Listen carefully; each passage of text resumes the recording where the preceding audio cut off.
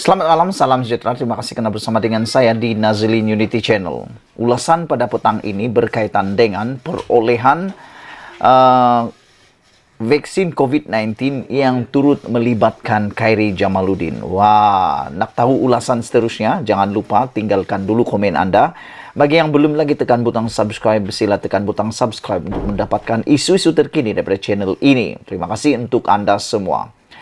Ulasan hari ini ialah berkaitan dengan pengumuman Perdana Menteri Anwar Ibrahim bahawa kertas putih perolehan vaksin COVID-19 akan dibentangkan di Parlimen.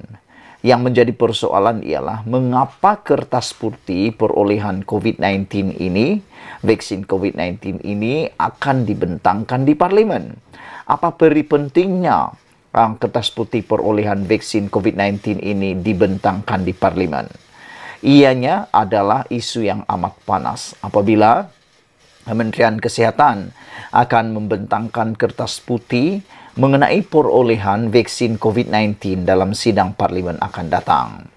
Mengumumkan perkara itu, Perdana Menteri Anwar Ibrahim berkata, kerajaan memutuskan untuk membuat pembentangan itu setelah mendapati urusan perolehan tidak mengikut peraturan. Nah, inilah yang paling panas, inilah isu yang paling panas apabila Perdana Menteri sendiri, yaitu Anwar Ibrahim sendiri, mendedahkan bahawa ada perolehan ataupun ada peraturan yang tidak diikuti dalam urusan perolehan berkaitan vaksin COVID-19 ini.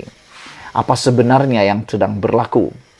Dan apa yang sebenarnya telah dibuat dalam perolehan vaksin COVID-19 ini? Menurut Anwar Ibrahim, Kementerian Kesihatan akan membentangkan kertas putih mengenai perolehan vaksin dan kos yang berkaitan. Ia selepas tidak mengikuti peraturan dan ditandatangani oleh Menteri tanpa persetujuan Jabatan Peguam Negara. Wow, ini memang luar biasa. Bayangkan Anwar Ibrahim mendedahkan urusan perolehan vaksin COVID-19 ini tidak mengikut peraturan kerana menurut Anwar Ibrahim, ia tidak ditandatangani oleh Jabatan Peguam Negara dan hanya ditandatangani oleh Menteri. Siapa menterinya waktu itu? Adalah Khairi Jamaluddin. Anwar Ibrahim mendedahkan, kami membuat keputusan mengenai pembentangan ini terutama kerana penemuan oleh kementerian mengenai keteraturan urus niaga kelulusan yang diberikan tidak mengikut proses dan perolehan beberapa nombor dan kos yang boleh dipersoalkan, kata Anwar Ibrahim pada sidang media selepas mempengerusikan mesyuarat kabinet di Pejabat Perdana Menteri di Putrajaya hari ini. Dia berkata kertas putih itu akan dibentangkan Menteri Kesihatan Dr. Zaliha Mustafa. SPRM mula menjalankan siasatan berhubung perolehan vaksin COVID-19 pada tahun lalu. Tidak jelas sama ada Anwar merujuk bekas Menteri Kesihatan Dr. Adam Baba atau penggantinya Khairi Jamaluddin. Terdapat pertindihan dalam perolehan vaksin antara kementerian yang diketuai Adam dan Kementerian Sains, Teknologi dan Inovasi yang diketuai Khairi pada tahun 2020 dan 2021. Kedua-duanya juga telah menyatakan mereka akan memberi kerjasama kepada SPRM dalam siasatan itu. Berkaitan dengan laporan ini, berkaitan dengan pengumuman Anwar Ibrahim ini, akhirnya KJ tampil menjawab dakwaan tersebut. Ini yang kita suka dengan KJ. KJ tidak berdiam diri, KJ tidak membiarkan dirinya ditempias dengan pelbagai dakwaan sama ada ia benar atau tidak.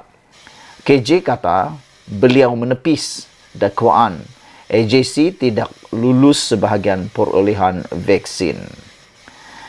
Bekas Menteri Kesihatan Khairi Jamaluddin menolak dakwaan Perdana Menteri Anwar Ibrahim berhubung sebahagian perolehan vaksin COVID-19 dibuat tanpa kelulusan Jabatan Peguam Negara AJC. Khairi yang dipetik New Street Times berkata, semua perolehan dibuat Kerajaan Perikatan Nasional dibawa ke Jemaah Menteri. Oleh itu, AJC akan tahu dan memberi komen mereka. Perolehan itu ditandatangani KKM, Kementerian Kesihatan Malaysia, katanya dalam mesej WhatsApp. Terdahulu, Anwar berkata, sebahagian perolehan itu tidak mengikut peraturan. Oleh itu, Menteri Terbabit perlu menjawabnya. Khairi ialah Menteri Penyelaras Vaksin ketika perolehan itu dibuat. Manakala Dr. Adam Baba merupakan Menteri Kesihatan ketika itu. FMT sudah menghubungi pembantu Adam Baba untuk mendapatkan ulasan beliau. Jawatan Kuasa Kira-kira Wang Negara PAC menyiasat perolehan vaksin COVID-19 pada tahun 2021 dengan memanggil Khairi, Adam Baba dan Menteri Kewangan ketika itu, Tengku Zafrul Abdul Aziz untuk menjawab pertanyaan. PAC dalam laporannya berkata, Putrajaya membayar harga premium kepada pengeluar vaksin Sinovac Biotech Ltd untuk dos tertentu bagi mengimbangi kelewatan susulan proses fill and finish penghilangan produk pukal kepada produk siap Parmaniaga. Pelan kerajaan menggunakan gabungan vaksin dalam botol yang dibeli terus dari Sinovac serta vaksin dihantar sebagai bahan mentah kepada Parmaniaga dan dibotolkan dalam negara. PAC mendapati Putrajaya membayar 16.78% hingga 18.12% lebih tinggi daripada harga asal dipersetujui untuk 2.4 juta dos yang dihantar pada Mei dan Julai 2021 bagi mengimbangi kelewatan. Dalam laporan PAC itu, Khairi Jamaluddin berkata, jemaah menteri bersetuju membayar harga premium bagi mempercepatkan penghantaran vaksin.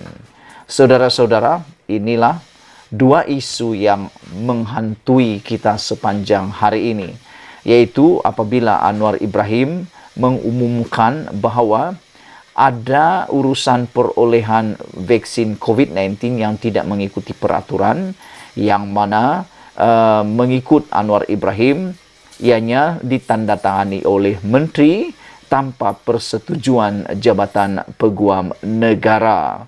Manakala apa yang seterusnya berlaku ialah Khairi Jamaluddin telah pun menepis dakwaan bahawa Jabatan Peguam Negara tidak lulus sebahagian perolehan vaksin kerana menurut Khairi Jamaluddin, AGC telah pun mengetahuinya dan oleh itu AGC akan tahu memberi komen perolehan itu ditandatangani KKM, katanya melalui WhatsApp ketika ditanya, dan Khairi mengatakan semua perolehan dibuat Kerajaan Perikatan Nasional telah dibawa ke jemaah menteri. Kita tunggulah nanti semasa pembentangan di Parlimen nanti, pembentangan kertas putih perolehan vaksin COVID-19 yang akan dibuat tidak lama lagi bagi menjawab persoalan ini. Sekian dulu untuk kali ini. Jangan lupa tinggalkan komen anda, tekan butang subscribe Malaysia kita punya. Kita jaga sama-sama cintai Malaysiaku. Bye-bye.